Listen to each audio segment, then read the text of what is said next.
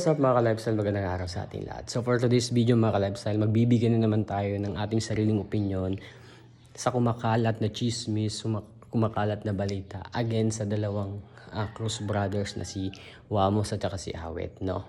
Sama na natin si Rosmar. So bakit ba binabatikos tong mga taong to, no? Even though alam natin na very successful na to, when it comes sa social media nila, then sa mga business, very successful na tong tatlong to. So bakit nga ba binabatikos to? Kasi nga mga ka-lifestyle, binabatikos to kasi tinulungan ba naman lang si Diwata, which is para sa atin personally hindi na kailangan tulungan to kasi meron na sariling business, di ba? Common sense na lang. But yun na nga, ginamit nila yung kanilang pagka business minded person. Bakit? Paano ko nasabi? Of course, para at least mag-gain pa rin ng mga views na galing kay Diwata. Alam naman natin pag si Diwata yung ikinontent, boom, 'di ba? Malakas talaga humatak ng views tong si Diwata.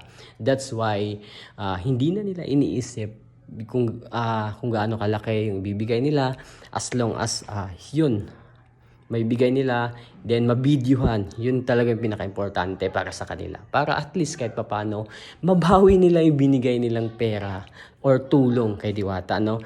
Na para talaga sa atin, hindi na dapat. So, Diwata, Wamos, Awit, kindly check your messenger. Kasi alam ko, mas maraming mga taong nagte-text sa inyo, nagre-reach out, humihingi ng tulong. Bakit hindi nyo i-try, i-check yung mga messenger nyo? Kasi mas marami talagang deserving na tulungan. Hindi yan si Diwata. So I hope sana maintindihan nyo yung video natin ngayon araw kasi hindi na talaga to tama, no? Alam ko ginagawa nila yan for the content lang.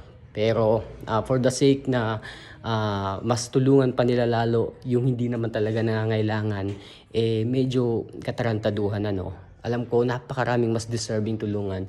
So alam ko sinisin lang nila lahat ng mga text messages nila sa Messenger, no? Kasi hindi naman makakatulong sa kanila. Etong taong to si Diwata, pag tinulungan nila, yung balik sobra-sobra, times 2, times 3 pa. So yun yung mindset nila. So yun lang mga ka-lifestyle, no? Nagbigay lang ako ng sariling opinion, sana walang mambasya akin. Peace.